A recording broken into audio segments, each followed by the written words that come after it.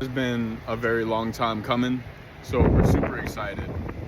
This vlog, I don't even know how this vlog is gonna go right now, because as of right now, we're just trying to figure out, do we do it like everybody else does it and just film the entire process and do time lapses, or do we just keep on coming up with these more short and cinematic and humorous content? Because I'm not really a content maker, I'm a cinematographer. I don't really like mess with social media. My goal has always been to go to the movies, but now it's like with this bus conversion, I think it would be the only opportunity that I have to make consistent content on doing something that I don't hate. Looks like we're fueled up and ready to go. Oh!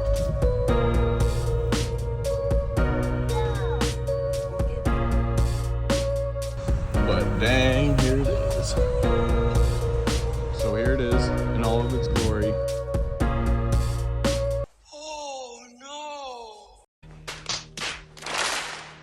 What a piece of junk! Okay, so today we're going to be talking about tetanus.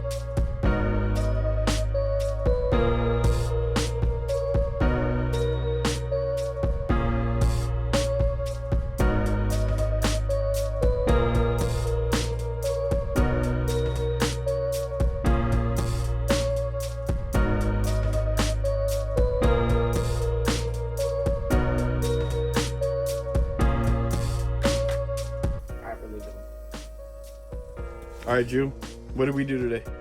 Huh? What did we do? Look around you. It's a bus! We own a bus! What are we doing with it? We're making it into a mobile home RV, but not an RV because it's more reliable. Yeah.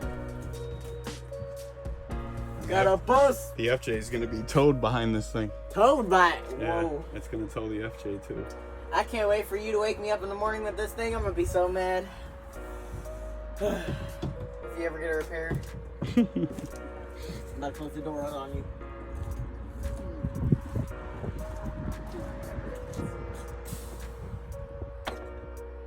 Juju, stop playing with it. It's not a toy.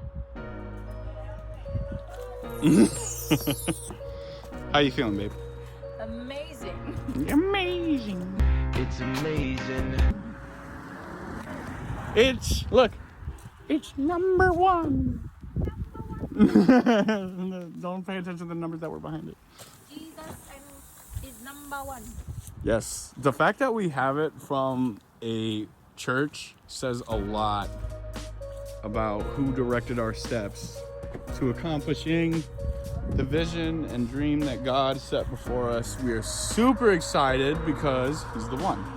I mean, we've been dreaming about a skoolie conversion for, it has to be years. Oh, very muddy.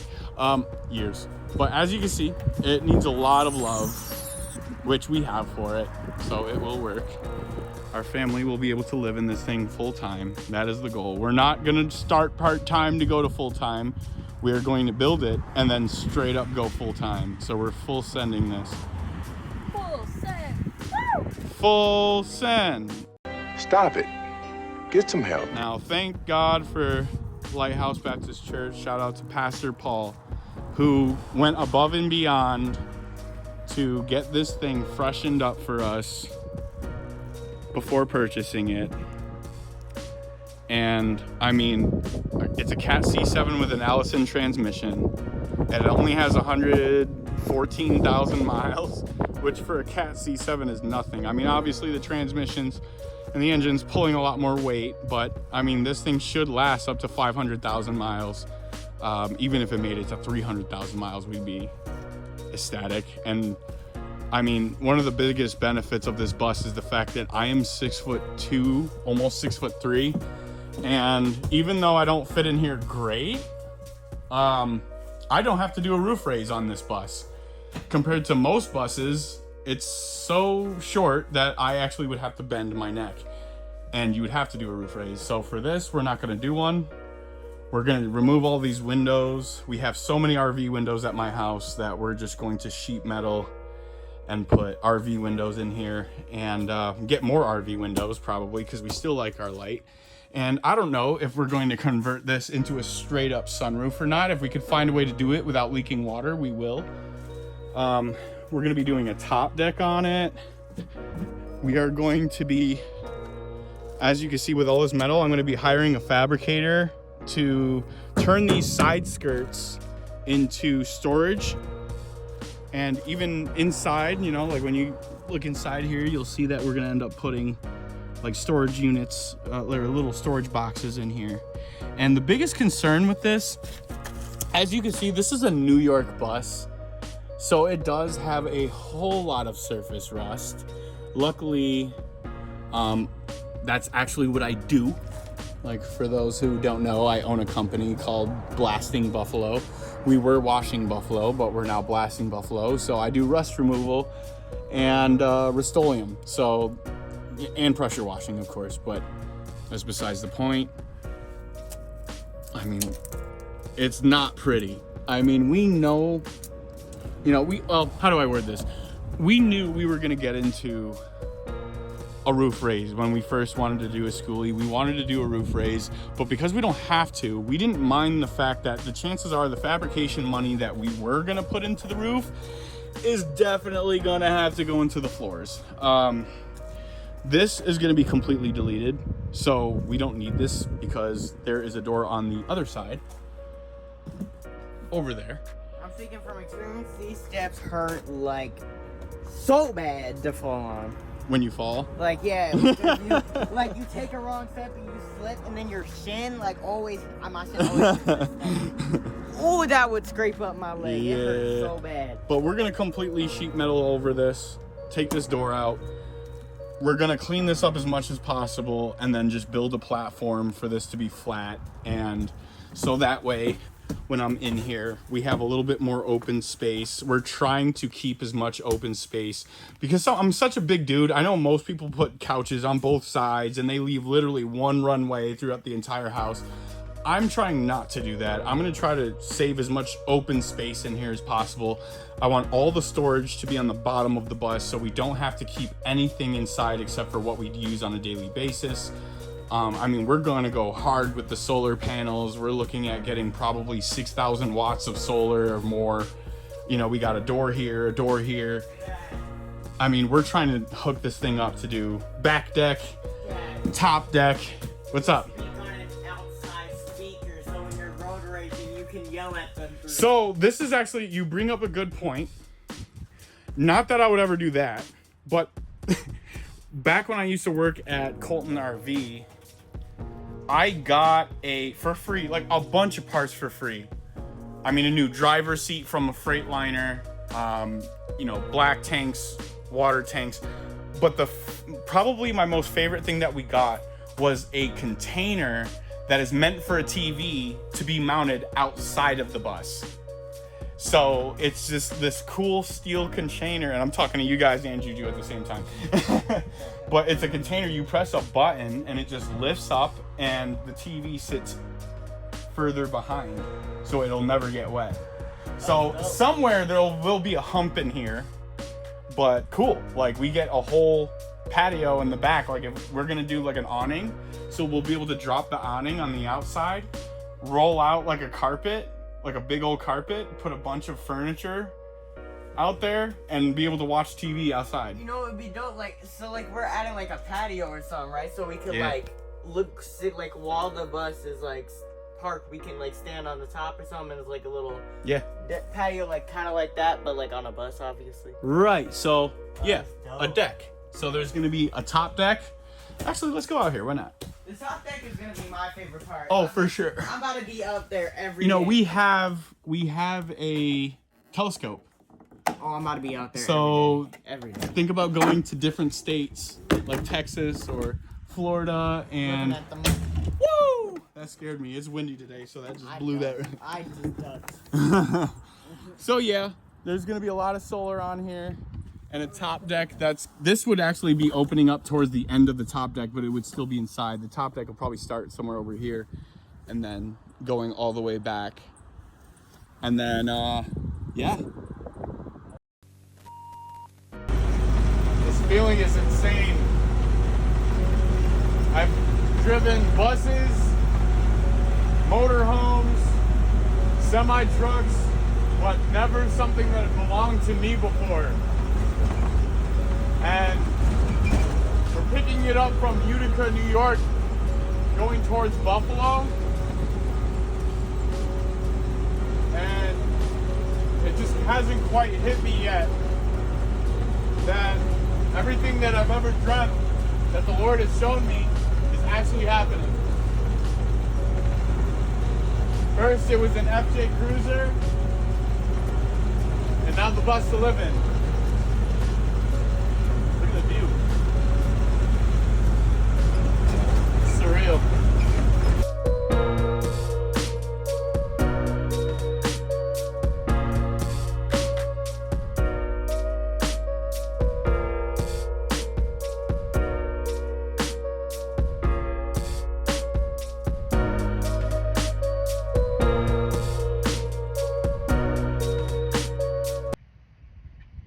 What a night, dude. We're here. The 3-hour drive ended up becoming a 5-hour drive because this thing has sat for about a year. I believe a year. And the fuel was filthy. So as we're driving on the highway, it starts to bog itself down to like 45 miles an hour on a 65.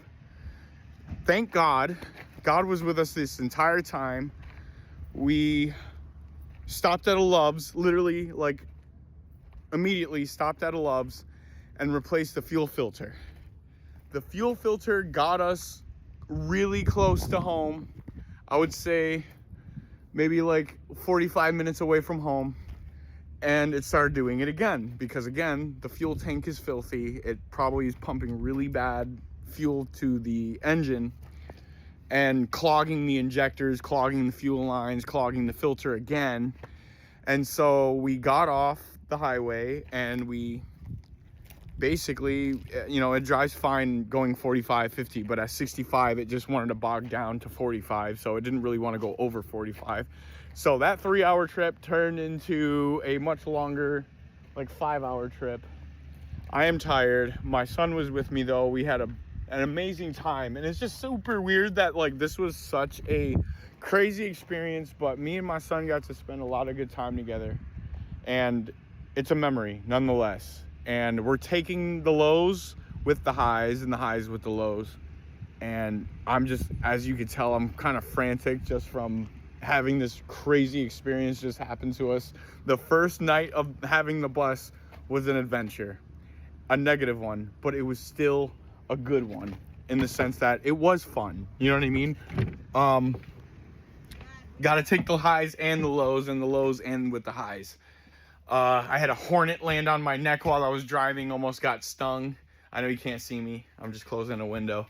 So day one of having the skoolie conversion, it has been a whole adventure. Jew, how was that? Terrifying. That was absolutely terrifying. Yeah. That terrified me, to be honest. Yeah, I was scared for mother. Yeah, he was scared. I was scared too, I ain't gonna lie. But I mean nothing's more uncomfortable than driving on the highway at 45 miles. I mean, it got bad. At one point it went down to like 35 miles an hour and we almost got rear-ended by a semi. It was like 25 at one point too. My poor wife. Oh, and that's another thing. My phone died. Found out that the cigarette lighter doesn't work. So our phone was dead the whole time. We couldn't contact Kaylin. She was probably petrified, right? Like, she's been sitting here for like 2.5 hours waiting for us to get here.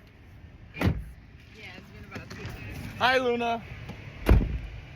But like I said, we're documenting all of this. We're taking the highs and the lows. But this is what I've learned so far of day one of owning this bus, is that I realized that real life is like this, right? You have your highs and lows in life, but having a bus, there's some really high highs, but the lows are really low too. So it's like, But it'll also okay, it'll baby. also help you to get to the point where you can learn how to adjust to these things, and you can learn how to situate yourself even in the extremely low lows. Yeah. And even though, like, me and Jude were just talking about, like, even though this was a really, like, scary situation, a situation you don't want to be in when your bus is not being as reliable as you would hope for. I mean, the whole time the check engine light didn't turn on.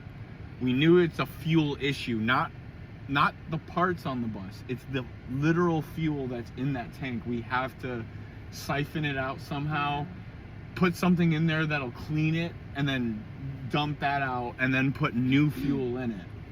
You know what I mean? Like that fuel is dirty. I could hear it literally like clogging the injectors, and we would stop by the road, rev it as hard as we could. It would clear it out, and then we would keep driving, and then it would slowly start to happen again, and then we had to do it again, and it was just We did such. that like 6 times. Yeah, literally. No, it was actually 3 times that we did that. Really? Yeah, 3 times. Well, It felt like 6 times. I'd say the did. biggest thing that I learned out of this is that we stick together from now on. Yeah, like, cause We felt so bad. at the gas station, she left. Well, I thought, And I don't know. it already broke down once, and then she left, and then my phone dies, Well, and I My can't even phone contact her. And if that's the worst case scenario, like, I was praying and believing in faith that God was gonna get us home, because I'm like, if we break down, I don't have a phone to call anybody, and we're in the middle of the 90. We would have had to walk. You had a charger. You were prepared to charge Yeah. your phone, but then the bus wouldn't charge your phone. Yeah, the bus wasn't charging the phone, so now we know we need a new cigarette lighter. Like, what an adventure. Day one. Lots of lessons learned. Lots of lessons learned. You don't have to put the passcode in. I think you could just pull up to the gate. Nope. But yeah, now we're in a parking spot, and Lessons being learned. more lessons being learned. We're paying for 2 parking spots. That way we can have enough room to work on the bus. There's some high highs and some low lows. And that's what we're gonna learn about this entire life journey, is that we're gonna have some high highs and some low lows. That was like an emotional roller coaster today. But we bonded. We did. We bonded That's hard the off. good part And about that's it. why, like, even the low lows, you suffer as a family. I learned how to manage my anxiety a little bit better. Like, You see what I'm saying? Yeah, we thought you were crying. Like, I was on the verge, and then Yeah. Luna started crying, talking about how much she misses Daddy. Because I'm like, I hope they're okay. I don't know what's going on. I miss you guys, Their too. phones are off. I was like, she probably thinks we got into a I car had to accident. regulate myself because Luna got sad really quick, and I was like, oh no. Here If comes you the start- tears. If you No, start no. crying, then she's gonna start freaking out. But alright, guys. Day 1 was a friggin' trip. It was terrifying. Can't wait for day 2. What? See you later.